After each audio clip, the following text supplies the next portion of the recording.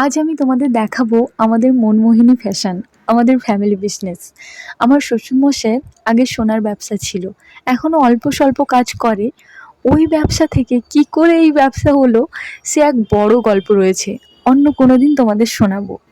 কিছুক্ষণ আগে কাস্টমার ছিল, সেগুলোই সুমন এখন গোছাচ্ছে। এই সামনেটা রয়েছে জেন্টস কাউন্টার, আর ওই যে দেখছো ঠাকুরের ফটো, যাকে আমরা মাথায় নিয়ে চলি।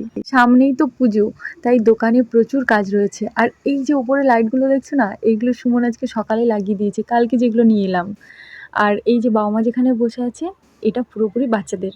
আর এই ভেতরটা রয়েছে পুরোপুরি শাড়ির কাউন্টার।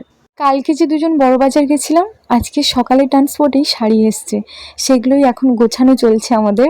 আর জানো তো, এই শাড়িগুলো দেখে মনে হচ্ছে সত্যি এখন পুজোর শপিং করার সময় হয়ে গেছে, আর পুজো পুজো একটা ভাবও চলে এসছে। যাই হোক, সবাই খুব ভালো থেকো, আজকে তবে আসি, দেখা হচ্ছে কাল।